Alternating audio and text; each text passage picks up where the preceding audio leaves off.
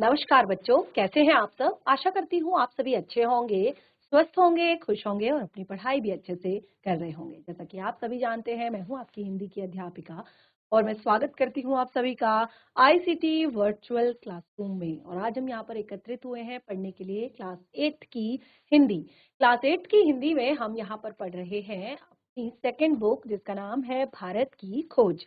और ये बुक जो हम पढ़ रहे हैं काफी सेशन से पढ़ रहे हैं और जिसमें हम अभी अपना 5th चैप्टर पढ़ रहे हैं, जिसका नाम है नई समस्याएं। और आपको पता है कि ये बुक लिखी गई है पंडित जवाहरलाल नेहरू जी द्वारा, जब वो अपनी नवी जेल यात्रा पर थे। और उन्होंने इस बुक का नाम रखा भारत की खोज, क्योंकि इसमें उन्होंने भारत के संपूर्ण इतिहास के बारे में बताया है। भारत के जितने भी जो संस्कृति सभ्यताएं जो हुई, किस तरह से विकसित हुई, किस तरह से वो आज तक चली आ रही हैं, और भी बहुत सारी चीजें उन्होंने यहाँ पर बताई है।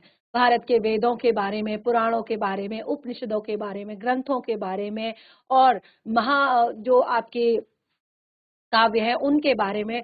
तो बहुत सारी चीजें यहाँ पर उन्होंने इस बुक में बताई हैं। और धीरे धीरे फिर उन्होंने जहां से ये हमारी ईस्वी की शुरुआत हुई, यानी कि 100 से लेकर 200, 300, 400, 500, इस तरह से लेकर उन्होंने जब तक यानी कि हमारा देश आजाद हुआ 1947 तक का, यानी कि उन्होंने जब इस बुक को लिख रहे थे 1942 तक का उन्होंने ये संपूर्ण जो भारत के बारे में बहुत सारी जानकारियां इस पाठ में दी हैं।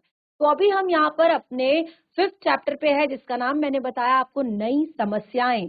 तो नई समस्याएं क्या थी, किस तरह से जो भारत में अलग अलग जो लोग थे वो आक्रमण कर रहे थे और किस तरह से भारत में वो भारत का वो सब कुछ लूट कर लेकर जा रहे थे। और किस तरह से फिर एक टाइम ऐसा आया कि भारत में जो इस्लाम था, यानी कि मुगल जो वंश था, वो किस तरह से स्थापित हुआ, किस तरह से फिर वो बिल्कुल ऐसे रहने लगे जैसे वो कभी भारत के नहीं मतलब भारत से बाहर के नहीं थे, केवल भारत के ही थे। और उन्होंने देखिए, आपने जैसे मैंने यहाँ पर बताया, बहुत ही अलग अलग तरह की इमारतों का निर्माण भी कराया, बहुत सुंदर सुंदर, जैसे मैंने यहाँ पर आपको बताया था इससे पहले लाल किले के बारे में बताया था। और उसके बाद देखिए यहाँ पर, उससे पहले हमने यहाँ पर आपको बुलंद दरवाजे के बारे में बताया था कि किस तरह से उन्होंने एक तरह से यहाँ का जो बहुत सारी चीजों के बारे में, जैसे सेना को ही नहीं बल्कि कला, संस्कृति और रहन सहन का भी एक तरह से उन्होंने को भी प्रभावित किया। और जैसे मैंने आपको बताया कि अलग अलग तरह के उन्होंने बहुत ही सुंदर, जैसे यहाँ पर आपने देखा कि यांत्रिक उन्नति हुई उस टाइम पे, रचनात्मक शक्ति में वृद्धि हुई और एशिया और यूरोप के बीच अंतर आया, वो यहाँ पर हमने देखा। तो आप देखेंगे ये सुंदर सा जो लाल किले का चित्र है, ये दिल्ली में लाल किला है, आप सभी को पता है। उसके बाद आगरे के ताजमहल के बारे में यहाँ पर हमने पढ़ा था। तो इस तरह से बहुत सारी, जैसे मैंने यहाँ पर कहा कि अकबर ने जो इमारत खड़ी की थी वो इतनी मजबूत थी कि जो दुर्बल उत्तराधिकारी थे, ठीक है, इतनी मजबूत इमारतें थी उस टाइम पे जो उन्होंने बनवाई कि उसके बाद जो दुर्बल उत्तराधिकारी भी हुए, एक तरह से उनके बावजूद भी वो इमारतें जो हैं लगभग 100 वर्षों तक जो है कायम रही, खड़ी रही। सिंहासन के लिए, क्योंकि देखिए ये तो हमेशा का है कि सिंहासन के लिए शहजादों के बीच में लगातार युद्ध होते रहे थे और उसके बाद केंद्रीय शक्ति जो है कमजोर पड़ गई थी। और इस तरह से जो है यूरोप में एक तरह से और सारे लेकिन जो है दरबार जो है उसका, उसकी एक तरह से प्रताप, उसका एक तरह से जो दरबार का जो प्रताप था वो बना रहा। और उससे एशिया और यूरोप में आलीशान मुगल बादशाहों का यश जो है फैलता गया। तो वास्तुकला की दृष्टि से, जैसे मैंने कहा, दिल्ली और आगरा में सुंदर इमारतों का निर्माण हुआ। भारतीय मुगल कला दक्षिण और उत्तर में मंदिरों के और दूसरी इमारतों की सजावट और अलंकरण शैली से एकदम भिन्न थी। जिस तरह से मंदिरों का निर्माण किया जाता है, उनको अलंकृत किया जाता है, यानी कि उनको सजाया जाता है, उनसे ये बिल्कुल भिन्न थी।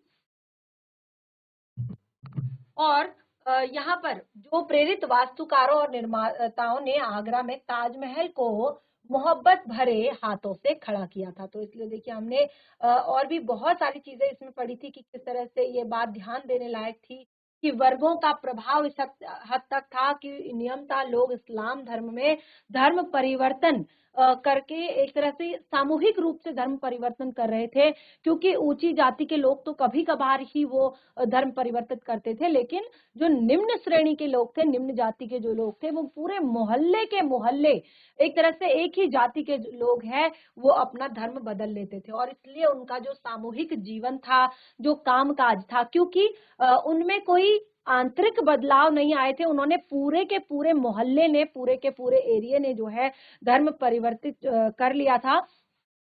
तो इस तरह से उनमें कोई आंतरिक परिवर्तन नहीं आए थे, वो पहले की तरह से ही उनका रहन सहन था, कामकाज था, लेकिन केवल क्योंकि अब उन्होंने धर्म बदल लिया था, तो केवल पूजा पाठ के तरीकों में छोटे मोटे अंतर आ गए थे। और इसके कारण आज हम देखते हैं कि कुछ विशेष पेशे के शिल्प ऐसे हैं जिन पर मुसलमानों का ही एकाधिकार है, क्योंकि कुछ ऐसे देखिए वहां पर क्या हुआ कि जब पूरा का पूरी की पूरी जाति ने धर्म परिवर्तित कर लिया, पूरे पूरे एक तरह से पूरे मोहल्ले ने जब धर्म परिवर्तित कर लिया, तो क्या हुआ, इसके कारण विशेष शिल्प और पैसे जो आज हैं वो कुछ ऐसे हैं कि जिन पर मुसलमानों का ही एकाधिकार है, यानी कि मुसलमान ही वो काम करते हैं। जैसे यहाँ पर बताया था कि कपड़ा बुनने का मुख्यतः काम और ज्यादातर हिस्सों में पूरी तरह मुसलमान करते हैं। और यहाँ पर देखिए हमने बताया था कि तमाम आपसदारी और एक साथ रहन सहन उस वर्ण व्यवस्था के बावजूद हुआ, जो ऐसा मेल मिलाप में बाधक थी। और फिर उसके बाद हमने बताया था कि गांव की आम जनता में, जो गांव की आम जनता है, वो एक तरह से जनता में अर्थात जो आबादी का जो एक बड़ा हिस्सा है, उनमें जीवन काफी मिला जुला था, सामूहिकता थी। और गांव के सीमित घेरे के भीतर जो है हिंदू और मुसलमानों के गहरे संबंध थे। वर्ण व्यवस्था से वहां पर कोई बाधा नहीं होती थी। और हिंदू मुसलमानों को भी, देखिए हिंदुओं ने मुसलमानों को भी एक जात मान लिया था, यानी कि हिंदू ने उन्हें एक्सेप्ट कर लिया था, एक जात उन्हें मान लिया था कि वो भी एक जात है। और वो भी क्या करते थे, एक दूसरे के त्योहारों में भी शरीक होते थे। और अर्ध धार्मिक त्योहार जो होते थे, यानी कि जो प्रॉपर हिंदुओं के नहीं है या जो प्रॉपर मुस्लिम्स के नहीं है, तो वो क्या करते, वो ऐसे त्योहार जो होते थे वो समान रूप से मनाए जाते थे, यानी कि दोनों परस्पर मनाते थे। और उनके लोकगीत भी एक जैसे जैसे थे। और इनमें जो ज्यादातर लोग थे वो क्या थे, किसान थे, दस्तकार थे और शिल्पी थे। ठीक है, कुछ किसान थे, कुछ दस्तकार थे और कुछ शिल्पी थे। अब देखिए, मुगल शासन काल के दौरान बहुत से हिंदुओं ने दरबार की भाषा फारसी में पुस्तकें लिखी। अब देखिए, क्योंकि उस टाइम पे मुगल शासन था, एक तरह से मुगल शासन काल चल रहा था, तो बहुत सारे जो हिंदू थे, हिंदुओं ने क्या किया, दरबार की भाषा क्या थी, दरबार की भाषा थी फारसी, क्योंकि मुगल काल था। ठीक है, मुस्लिम जो थे उनकी भाषा जो थी उर्दू और फारसी थी, तो उन्होंने फारसी भाषा में पुस्तकें लिखी थी, किसने, हिंदुओं ने। और इनमें से कुछ पुस्तकें कालजयी रचनाएं मानी जाती हैं, कुछ पुस्तकें जो है इनमें से वो कालजयी रचनाएं मानी जाती हैं। इस समय मुसलमान विद्वानों ने, इसी समय जो मुसलमान विद्वान थे, मुसलमान विद्वानों ने फारसी में संस्कृत की पुस्तकों का अनुवाद किया था और हिंदी में उन्हें लिखा था। और जो मुसलमान विद्वान थे, देखिए उन्होंने क्या किया, जो संस्कृत की पुस्तकें थी उनका फारसी में अनुवाद करवाया और उसको हिंदी में लिखा था। हिंदी के सबसे प्रसिद्ध कवियों में दो थे, जो मुसलमान थे लेकिन कविताएं और लेख जो है वो हिंदी के लिखते थे। वो दो प्रमुख कवि थे, कौन थे, मलिक मोहम्मद जायसी, जिन्होंने पद्मावत लिखा। देखिए, जो मलिक मोहम्मद जायसी थे उन्होंने पद्मावत लिखा। और अब्दुल रहीम खाने खाना जो थे वो अकबर दरबार के अमीरों में से थे, उनके संरक्षक के पुत्र थे। खान खाना अरबी, फारसी, संस्कृत तीनों भाषाओं के विद्वान थे। जो अब्दुल रहीम खाना थे वो तीनों भाषाओं के विद्वान थे, अरबी के भी, फारसी के भी और संस्कृत के भी। और उनकी हिंदी कविता का स्तर बहुत ही ऊंचा था और हिंदी उनकी और भी अच्छी थी, यानी कि हिंदी कविता का जो लेवल था, हिंदी कविता का जो स्तर था वो बहुत ऊंचा था। कुछ समय तक वे शाही सेना के सिपह सालार, कुछ समय तक वो शाही सेना जो थी अकबर की उसके सिपह सालार रहे। फिर भी उन्होंने मेवाड़ के उन राणा प्रताप की प्रशंसा में लिखा कि जो बाबर अकबर से युद्ध करते रहे और उनके सामने कभी हथियार न डाले, जो बाबर अकबर से युद्ध करते रहे और उनके सामने हथियार न डाले, क्योंकि उस टाइम पे जो मेवाड़ के राजा थे राणा प्रताप, उनके बारे में उन्होंने बहुत अच्छा लिखा था, जो हमेशा अकबर और बाबर से युद्ध करते रहे और कभी भी उन्होंने अकबर और बाबर के आगे हथियार नहीं डाले। तो देखिए इस तरह से अब देखिए यहाँ पर औरंगजेब की बात हम करेंगे। अभी तक हम काफी लोगों के बारे में पढ़ चुके हैं जिनमें हमने अकबर के व्यक्तित्व को यहाँ पर बहुत अच्छे से समझा था, अकबर के बारे में बताया था कि वो बहुत ही ज्यादा गुणवान थे, बहुत ही ज्यादा दयालु थे और बहुत सारी चीजें, यानी कि उन्होंने हमेशा जो हमारा भारत है, जो हमारा भारत देश है, उसको उन्होंने हमेशा चाहा कि ये एक बनकर रहे, यानी कि उन्होंने अखंड भारत का सपना हमेशा देखा और उसी की कोशिश उन्होंने हमेशा की। और वो सभी लोगों को, यानी कि हिंदुओं के लिए भी उतने ही अच्छे थे और मुस्लिम्स के लिए भी उतने ही अच्छे थे। अब देखिए औरंगजेब की बात यहाँ पर करते हैं। नेक्स्ट जो हमारा टॉपिक है वो है औरंगजेब ने उल्टी गंगा बहाई, हिंदू राष्ट्रवाद का उभार हुआ और वीर शिवाजी के बारे में हम यहाँ पर बताएंगे। अब इसमें तीन चीजों के बारे में बताया है जो नेक्स्ट टॉपिक है। इसमें पहले है औरंगजेब ने उल्टी गंगा बहाई और हिंदू राष्ट्रवाद का उभार हुआ और शिवाजी के बारे में। ठीक है, तो चलिए आगे बढ़ते हैं। औरंगजेब समय के विपरीत चलने वाला शासक था। जो औरंगजेब था वो समय के विपरीत, यानी कि जिस तरह का समय चल रहा है उसके जस्ट अपोजिट चलने वाला शासक था और अपनी सारी योग्यता और उत्साह के बावजूद उसने अपने पूर्वजों के द्वारा किए गए कामों पर पानी फेरने का प्रयास किया, जबकि बहुत ज्यादा योग्यता थी उसके अंदर, काफी टैलेंटेड था वो, लेकिन उसने जैसे यहाँ पर शुरुआत में ही बताया है कि उसने उल्टी गंगा बहाई, यानी कि वो हमेशा नियमों के, कानूनों के या जो भी चीजें चल रही हैं, जो भी काम हो रहा है, जो भी बातें हो रही है, उनके विपरीत चलने वाला वो शासक था। और उसने बहुत सारी योग्यता और उत्साह उसके अंदर होने के बावजूद अपने पूर्वजों, यानी कि उसके पूर्वजों ने जो भी अच्छे काम किए हैं उन पर पानी फेरने का प्रयास किया। वह धर्मांध और कठोर नैतिकतावादी था। वह धर्मांध यानी कि जो धर्म के लिए बिल्कुल अंधा है, अपने धर्म को धर्म के प्रति कट्टरता है। देखिए जैसे अकबर ने यहाँ पर चलाया था कि उन्होंने क्या किया था, वो सभी को समान, और उस टाइम पे हिंदुओं ने भी मुस्लिम्स को एक्सेप्ट कर लिया था, एक जात मान लिया था, स्वीकार कर लिया था, क्योंकि सब चीज ठीक चल रहा था। कोई भी एक दूसरे के कर्म कांड में, एक दूसरे के तौर तरीकों में, एक दूसरे के रहन सहन में, एक दूसरे के एक तरह से धर्म में इंटरफेयर नहीं करते थे, काम में इंटरफेयर नहीं करते थे। लेकिन यहाँ पे जो औरंगजेब था, औरंगजेब जो था वह धर्मांध था और कठोर नैतिकतावादी था, यानी कि नैतिकता का, नैतिक नियमों का कठोरता से पालन करने वाला। उसे कला और साहित्य से कोई भी प्रेम नहीं था, और ना ही उसे कला और ना ही किसी साहित्य से उसे प्रेम था।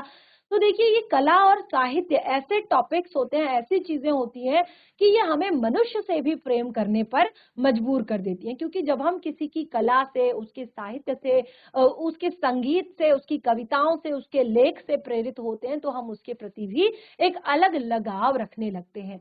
लेकिन उसको कला साहित्य से कोई भी मतलब नहीं था, कोई इंटरेस्ट, कोई रुचि नहीं थी उसको। हिंदुओं पर पुराना घृणित जजिया कर लगाकर और उनके बहुत से मंदिरों को तुड़वाकर उसने अपनी प्रजा के बहुत बड़े हिस्से को नाराज कर दिया। क्योंकि भारत है, भारत में कुछ हिंदू हैं, और क्योंकि वैसे तो ये हिंदू ही थे यहाँ पर, तो मुस्लिम तो यहाँ पर आए हुए थे, तो हिंदू मुस्लिम जो था अब वो मिक्स करके रहने लगे थे, अच्छे से रहने लगे थे। तो उसने क्या किया, उसने उस टाइम पे अपनी जो अपना जो हिंदू थे, हिंदू लोग जो थे, उनकी जो प्रजा थी, क्योंकि काफी बड़ा राज्य था तो उसकी प्रजा में बहुत सारे हिंदू भी थे, तो हिंदू पर पुराना और घृणित जजिया कर लगाया। हिंदुओं पर उसने पुराना और घृणित जजिया कर लगाया और उनके बहुत सारे मंदिरों को तुड़वाकर अपनी प्रजा को नाराज किया। अब देखिए, अगर हम जहां बात धर्म की आती है, फिर चाहे वो हिंदू हो चाहे वो मुसलमान हो, सबको जो है एक गुस्सा सबके अंदर होता है, एक नाराजगी सबके अंदर होती है अगर किसी के धर्म पर कभी कोई सवाल उठता है। तो यहाँ पर उसने अपने प्रजा के काफी बड़े हिस्से को नाराज कर दिया और उसने उन अभिमानी राजपूतों को भी नाराज कर दिया जो मुगल साम्राज्य के अवलंब और स्तंभ थे। और जिस तरह से अकबर ने जो एक तरह से राजपूत जो एक तरह से थे राजा, जिसको उन्होंने अपना एक तरह से, जैसे अकबर ने बहुत सारे राजपूत राजाओं के साथ अपना मेल जोल बनाकर रखा था, उनके साथ वो मिलजुल कर रहते थे, उनके साथ कोई भी इस तरह की बिहार थे जो अवलंब बने हुए थे मुगल साम्राज्य के, उनको बहुत ज्यादा नाराज किया। और उत्तर में सिख हुए, उत्तर में जो है सिख उठ खड़े हुए और वे हिंदू और मुसलमान विचारों का किसी हद तक समन्वय करने वाले शांति प्रिय समुदाय के प्रतिनिधि थे। अब देखिए, उत्तर में वो सिख खड़े उठ गए उसके उस अत्याचार से, जो कि हिंदू और मुस्लिम विचारों का एक हद तक क्या करते थे, समन्वय करते थे और शांति प्रिय समुदाय के प्रतिनिधि थे। यानी कि वो चाहते थे कि समुदाय जो है वो शांति प्रिय ढंग से चले, उनका प्रतिनिधित्व करते थे, जो दमन और अत्याचार के विरुद्ध एक सैनिक बिरादरी के रूप में संगठित हो गए। और जो दमन चल रहा था, जो अत्याचार चल रहे थे, उनके विरुद्ध अब उन्होंने एक सैनिक बिरादरी सी बना ली थी। भारत के पश्चिम समुद्र तट पर उसने प्राचीन राष्ट्रकूटों के वंशज लड़ाकू मराठों को क्रुद्ध कर दिया था। और उसने, औरंगजेब ने क्या किया, जो भारत के पश्चिमी तटों पर जो प्राचीन राष्ट्रकूटों के लड़ाकू जो वंशज हैं मराठे, उनको भी क्रुद्ध कर दिया था। अब देखिए, वीर शिवाजी की यहाँ पर बात कहाँ से आती है, वो हम यहाँ पर देखेंगे। ठीक ऐसे समय पर जब उनके बीच एक अद्भुत सेना नायक खड़ा हुआ था, और ये काम कब हुआ, ठीक ऐसे टाइम पे हुआ जब उन मराठों के बीच एक अद्भुत सेना नायक जो है खड़ा हुआ था। अब मुगल साम्राज्य तो दूर दूर तक फैले क्षेत्रों में उत्तेजना फैल गई, क्योंकि जहां जहां तक ये मुगल साम्राज्य फैला हुआ था, वहां वहां अब धीरे धीरे जिस तरह का राजा होगा वैसी ही प्रजा होगी, ठीक है ना। तो धीरे धीरे जो है पूरे मुगल साम्राज्य में उत्तेजना की लहर फैल गई और पुनर्जागरणवादी विचार पनपने लगा। और पुनर्जागरण की वही चीजें जो पहले थी, जिस तरह पहले सब कुछ ठीक था वो सब करना है, तो पुनर्जागरणवादी विचार हैं वो पनपने लगे, जिसमें धर्म और राष्ट्रवाद का मेल था। और जिसमें क्या था, धर्म और राष्ट्रवाद का मेल था। वह आधुनिक युग जैसा धर्मनिरपेक्ष ढंग का राष्ट्रवादी नहीं था। वो जैसे आधुनिक युग के धर्मनिरपेक्ष, जो कि अभी तक चल रहा था, धर्मनिरपेक्षता, एक दूसरे के धर्मों को समझना, एक दूसरे के कामों में कोई भी एक तरह से जाति पाति का भेद ना करना, तो वह आधुनिक युग के जैसा धर्मनिरपेक्ष ढंग का राष्ट्रवादी नहीं था, और ना ही इसकी व्याप्ति पूरे भारत में थी, और ना ही इसकी कोई जो उसको मानने वाला, उसकी व्याप्ति जो है पूरे भारत में थी। देखिए, जब धर्म और राष्ट्रीयता के मेल ने दोनों ही तत्वों से शक्ति और संबंधता हासिल की, लेकिन उसकी कमजोरी भी इसी मेल से पैदा हुई थी। यह केवल खास किस्म और आंशिक राष्ट्रीयता थी, जिसमें धर्म के क्षेत्र से बाहर पड़ने वाले तमाम भारतीय तत्वों का समावेश नहीं था। अब देखिए क्या चीज थी यहाँ पर, कि जो धर्म और राष्ट्रीयता का जो मेल था, दोनों ही तत्व धर्म और राष्ट्रीयता की शक्ति से संबद्धता उसने हासिल की थी, लेकिन उसकी कमजोरी भी इसी मेल में थी। क्या कमजोरी थी? कि वह खास किस्म का जो आंशिक राष्ट्रवादी था। आंशिक राष्ट्रवादी यानी कि जो केवल अपने धर्म को बड़ा बताने वाला, अपने धर्म को मानने वाला, अपने धर्म के तरीके लोगों को सिखाने वाला, अपने धर्म के तरह से जीने वाला। तो ऐसा वो व्यक्ति था, और उसको जिसमें धर्म के क्षेत्र से बाहर यानी कि अपने धर्म के क्षेत्र से बाहर जो पढ़ने वाले बाकी भारतीय तत्व थे, उनका समावेश बिल्कुल भी नहीं था।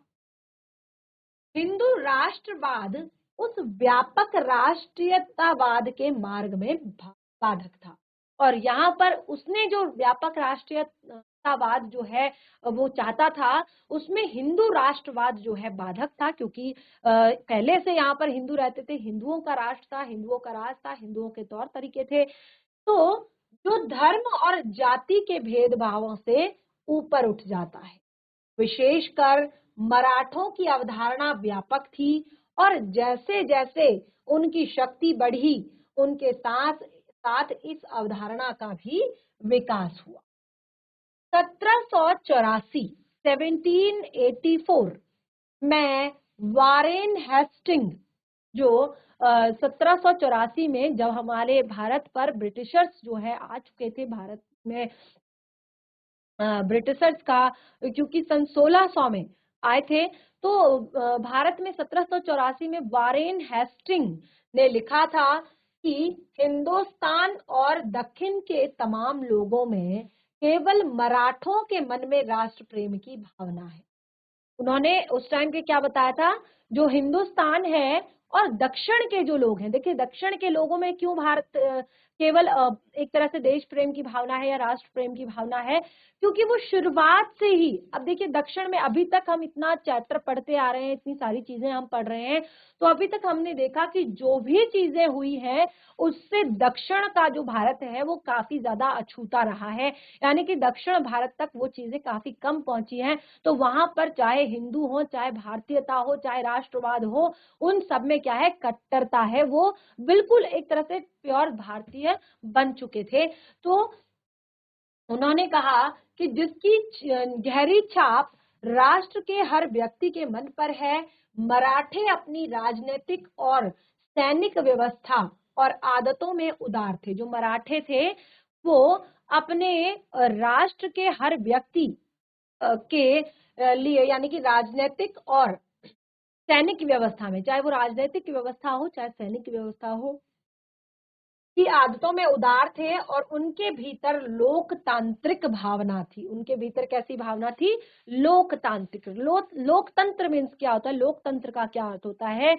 जनता का, जनता के लिए, जनता के द्वारा बनाया गया शासन। जनता का, जनता के लिए, जनता के द्वारा बनाया गया शासन, यानी कि जहां पर ये सब कुछ जनता के लिए होता हो, सब कुछ जो है प्रजा के लिए होता हो, सब कुछ लोगों के लिए होता हो, उसे कहा लोकतंत्र। तो यहाँ पर कहा कि उनके भीतर जो है हमेशा लोकतंत्र की भावना थी, इससे उन्हें शक्ति मिलती थी। और शिवाजी औरंगजेब से लड़ा जरूर, पर उसने मुसलमानों को खुलकर नौकरियां दी थी, क्योंकि उस टाइम पे उनकी प्रजा के हिस्सा जो थे वो मुसलमान भी थे। ठीक है, तो अब जहां पर लोकतंत्र की बात आती है, तो उसमें फिर या तो हम इस तरह से नहीं देख सकते कि ये हिंदू है या ये मुसलमान है या ये सिख है या ये क्या है, तो वो हमारी फिर पूरी प्रजा उसमें आ जाती है। तो शिवाजी जो है औरंगजेब से तो लड़े, उन्होंने औरंगजेब से लड़ाई की, लेकिन ऐसा नहीं कि उन्होंने मुस्लिमों के प्रति उनके मन में ही गलत भावना आ गई या मुस्लिमों को उन्होंने काम नहीं दिया। तो उन्होंने मुसलमानों को भी बहुत ज्यादा नौकरियां उस टाइम पे दी। मुगल साम्राज्य के खंडित होने का महत्वपूर्ण कारण, किस तरह से जो है धीरे धीरे मुगल साम्राज्य जो है खंडित हो रहा था, खत्म हो रहा था, उसका महत्वपूर्ण कारण जो था आर्थिक ढांचे का चरमराना था। कि जो आर्थिक ढांचा था, यानी कि जो एक ढांचा खड़ा किया गया था अकबर के द्वारा या बाबर के द्वारा या और भी बहुत सारे जो लोग हुए, तो वो आर्थिक ढांचा जो है क्या हो रहा था, चरमरा रहा था, थोड़ा सा डोल रहा था। किसान बार बार विद्रोह करते करते थे। इनमें से कुछ आंदोलन बड़े पैमाने पर हो रहे थे। 1669 1669 के बाद जाट किसान जो कि राजधानी से बहुत दूर नहीं थे, बार बार दिल्ली सरकार के खिलाफ खड़े हो रहे थे। गरीब लोगों के एक अन्य विद्रोह सतनामियों का था। तो बहुत सारे अलग अलग तरह के विद्रोह, बहुत सारे अलग अलग तरह के एक तरह से आंदोलन जो है खड़े हो रहे थे, बड़े पैमाने पे थे उस टाइम पे। तो यहाँ पर क्या बताया कि जो किसान थे वो बार बार विद्रोह कर रहे थे, आंदोलन कर रहे थे। फिर जाट किसान जो थे वो राजधानी से दूर सरकार के खिलाफ क्या हो रहे थे, खड़े हो रहे थे, आंदोलन कर रहे थे, विद्रोह कर रहे थे। क्यों? क्योंकि काफी चीजें जो है उस टाइम पे हो रही थी अंदर में। एक तरह से जो मुस्लिम शासक था औरंगजेब, वो सारी चीजें कर रहा था। ठीक है, तो उस समय पर साम्राज्य में फूट और बगावत फैली हुई थी। अब देखिए क्यों फैली हुई थी फूट और बगावत, क्योंकि उसने इस तरह का माहौल कर दिया था, इस तरह की चीजें उसने कर दी थी कि लोगों का एक दूसरे से विश्वास जो है हट रहा था। लोग एक दूसरे पर भरोसा नहीं कर रहे थे, फूट डाल रहे थे, बगावत कर रहे थे। अब पश्चिम में जो पश्चिमी भारत था, वहां अब धीरे धीरे जो है मराठा शक्ति विकास कर रही थी। धीरे धीरे क्या हो रहा था वहां पर, मराठा शक्ति जो है विकास कर रही थी, आगे बढ़ रही थी और अपने को मजबूत कर रही थी। और उसी समय पश्चिम में मराठा शक्ति धीरे धीरे विकास कर रही थी, अपने आप को मजबूत कर रही थी। शिवाजी, जिनका जन्म 1627 में हुआ था, पहाड़ी इलाकों के सख्त जान लोगों के आदर्श छाप मार नेता थे। शिवाजी जो थे, जिनका जन्म 1627 को हुआ था, वो पहाड़ी इलाकों के सख्त जान यानी कि बहुत ही कर्मठ, बहुत ही एक तरह से जो कठोर होते हैं, सख्त जान आदर्श नेता थे। और उनके घुड़सवार जो शिवाजी थे, उनके घुड़सवार दूर दूर तक छापे मारते थे। घुड़सवार क्या करते थे, दूर दूर तक जाकर छापे मारते थे। उन्होंने सूरत को, जहां अंग्रेजों की कोठियां थी, उन्होंने सूरत जहां की अंग्रेजों की कोठियां थी, लूटा और मुगल साम्राज्य के दूर दूर तक फैले क्षेत्रों पर चौथ कर लगाया। जो अंग्रेजों की कोठियों को उन्होंने लूटा और जो मुगल साम्राज्य था उसके दूर दूर तक फैले राज्य पर, क्षेत्र पर चौथ कर लगाया। उन्होंने मराठों को एक शक्तिशाली संगठित फौज दल का रूप दिया। उन्होंने मराठों को क्या दिया, एक शक्तिशाली और संगठित फौज दल होता है, जो फौजियों का एक दल होता है, उसका उन्होंने रूप दिया। और उन्हें राष्ट्रवादी भावना, जो राष्ट्रीयतावादी जो पृष्ठभूमि प्रदान की,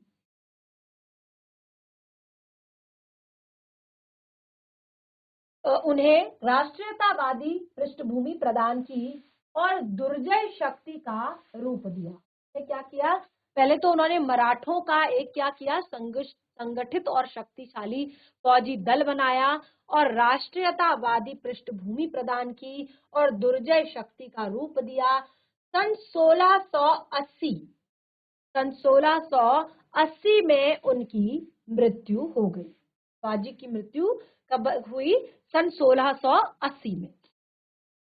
लेकिन मराठा शक्ति तब बढ़ती गई जब तक भारत पर उनका प्रभुत्व नहीं हो गया। और धीरे धीरे उन्होंने मैंने बताया ना कि किस तरह से उन्होंने उन्हें शक्तिशाली संगठित फौज बना दिया था। और अब वो धीरे धीरे क्या कर रही थी, बढ़ रही थी, विकसित हो रही थी। और तब तक विकसित होती गई, भले ही शिवाजी की मृत्यु हो गई, लेकिन वो तब तक विकसित होती रही, जब तक कि भारत का भारत पर उनका प्रभुत्व ना हो जाए, यानी कि भारत पर उनका पूरा का पूरा जो है अपना एक शासन ना हो जाए।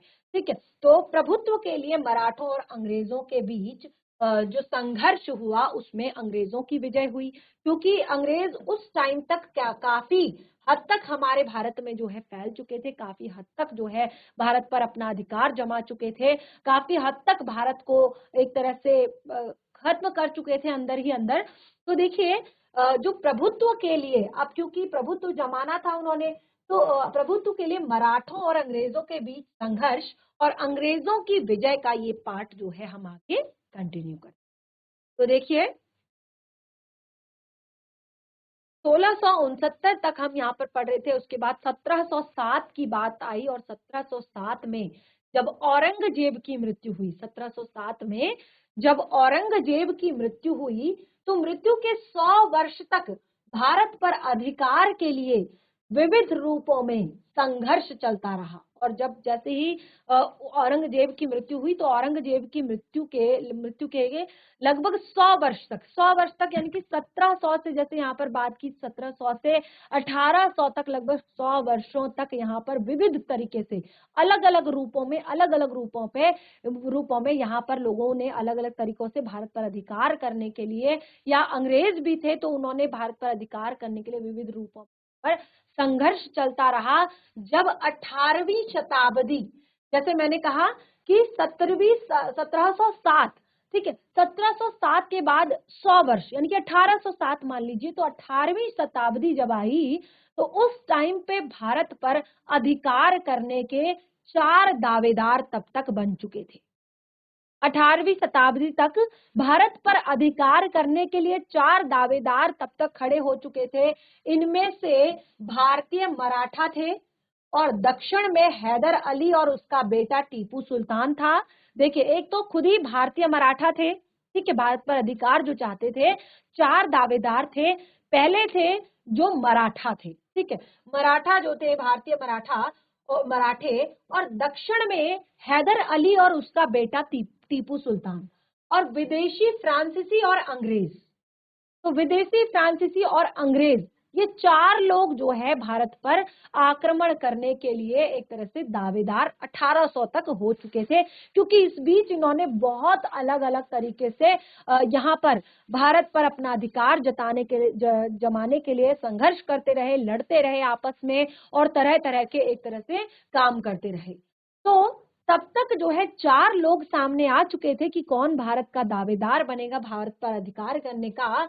तो सदी के पूर्वार्ध में, जब 18वीं सदी शुरू हुई, सदी का पूर्वार्ध जब था, शुरुआत जब थी, में लगभग निश्चित जान पड़ता था कि मराठे पूरे भारतवर्ष पर अपनी हुकूमत कायम कर लेंगे। जब 18वीं शताब्दी की शुरुआत थी, यानी कि जब 18वीं शताब्दी शुरू हो रही थी, पूर्वार्ध चल रहा था, तो उस टाइम पे मतलब सबको पक्का एक तरह से यकीन हो चुका था, एक तरह से भारतवर्ष, सबको ये निश्चित मालूम हो रहा था कि अब मराठे जो है भारतवर्ष पर अपनी हुकूमत कायम करेंगे और मुगल शासक के उत्तराधिकारी होंगे। और ये जो है मुगल शासन के उत्तराधिकारी होंगे, यानी कि जो अभी तक मुगल शासन चल रहा था, क्योंकि औरंगजेब की मृत्यु हो चुकी थी, तो अब उस टाइम पे ये संघर्ष चल रहा था, तो उसके बाद तुरंत गद्दी संभालनी थी, तो मुगल शासन जो था उसके उत्तराधिकारी कौन होंगे? मराठे होंगे। ये अब तक जो है निश्चित हो रहा था, निश्चित हो चुका था लगभग। लेकिन यहाँ पर क्या हुआ, कोई शक्ति इतनी मजबूत नहीं रह गई थी कि उनका सामना कर सके।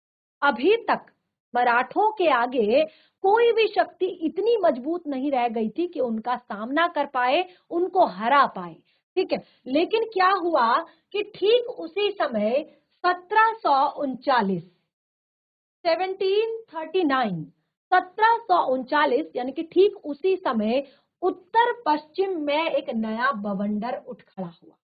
उत्तर पश्चिम में एक नया बवंडर उठ खड़ा हुआ और ईरान का नादिर शाह दिल्ली पर टूट पड़ा। ये कब की बात है कि जब जो ये 100 वर्षों के बीच ठीक है। अगर जो संघर्ष हो रहा था 1800 में, ये पक्का था कि मराठे जो है भारत पर एकाधिकार करेंगे, हुकूमत करेंगे, लेकिन मुगल्स के उत्तराधिकारी बनेंगे। लेकिन जो है 1739 में कुछ ऐसा हुआ कि उत्तर में, देखिए उत्तर में था कि बाहर से ही हमेशा लोग आते थे, उत्तर भारत ही हमेशा परेशान रहता था, उत्तर भारत में ही सारे युद्ध होते थे, उत्तर भारत में ही सब कुछ हुआ। तो अब उत्तर पश्चिम में एक बवंडर नया आया, वो बवंडर था ईरान का नादिर शाह। कौन था? ईरान का नादिर शाह। और वो दिल्ली पे टूट पड़ा और उसने वहां पर बड़ी मारकाट की और लूट मचाई। से पहले जो दिल्ली पर हुआ था, अब देखिए दिल्ली बड़ी मुश्किल से संभल रही थी और बहुत सारी चीजें वहां पर अच्छी हो रही थी, लेकिन अब जो है उसने दिल्ली पर बहुत ही लूट मार मचाई और अपने साथ बेशुमार दौलत लेकर गया। जैसे मैंने आपको बताया कि हमारा देश जो है सोने की चिड़िया था। मैं हर बार आप लोगों को बताती हूँ कि ये सारी चीजें आपको क्यों बताई जाती हैं कि किस तरह से हमारे देश को इन्होंने लूटा, हमारे देश पर अलग अलग तरह के आक्रमण किए। तो वो दिल्ली से बेशुमार दौलत लेकर गया और जिसमें प्रसिद्ध था तख्ते ताउस, जिसमें प्रसिद्ध था तख्ते ताउस। दिल्ली के शासक कमजोर और नपुंसक हो चुके थे। तो दिल्ली के शासक थे बहुत ज्यादा कमजोर हो चुके थे और एक तरह से नपुंसक हो गए थे, यानी कि कुछ नहीं कर पा रहे थे। मराठों से नादिर शाह की टकराहट नहीं हुई। और देखिए क्योंकि मराठों से नादिर शाह की टकराहट नहीं हुई, मराठों से वो नहीं टकराया, उसने सीधे दिल्ली पर आक्रमण किया, तो उसके हमले से मराठों का काम आसान हो गया। अब जब उसने हमला किया दिल्ली पर, तो उससे मराठों का काम और आसान हो गया और वे बाद के वर्षों में पंजाब में भी फैल गए। और धीरे धीरे क्या हुआ, वो बाद के वर्षों में कैसे 1800 में उनकी हुकूमत आने को हुई, वो यहाँ पर बताया गया है। तो वे बाद के वर्षों में पंजाब तक फैल गए और एक बार फिर ऐसा लगा कि भारत जो है मराठों के अधीन हो जाएगा। और फिर उस टाइम पे ऐसा लगा कि भारत जो है मराठों के अधीन हो जाए। देखिए चैप्टर आपको काफी इंटरेस्टिंग लग रहा होगा, बहुत सारी अच्छी चीजें इसमें हैं। हमारे भारत के बारे में, हमारे प्राचीन भारत के बारे में बहुत सारी चीजें बताई गई हैं और किस तरह से जो संपूर्ण जानकारी की किस तरह से भारत को अंग्रेजों ने या फिर बाकी जो ईरानी थे या मुगल थे, किस तरह से उन्होंने भारत को लूटा, किस तरह से भारत की ये सारी जनता को प्रताड़ित किया, वो सारी चीजें यहाँ पर दी गई हैं। तो आगे भी इस चैप्टर में बहुत सारा ऐसा पार्ट है जो हमने पढ़ना है, समझना है और आगे और भी चीजें जाननी है। तो आज जो कुछ भी पढ़ा है इसको घर पर एक बार रिवाइज करें, कोई भी डाउट होता है उसे नेक्स्ट सेशन में क्लियर करें। बाकी का टॉपिक कंटिन्यू करेंगे हम अपने नेक्स्ट सेशन। धन्यवाद। आपका दिन शुभ हो।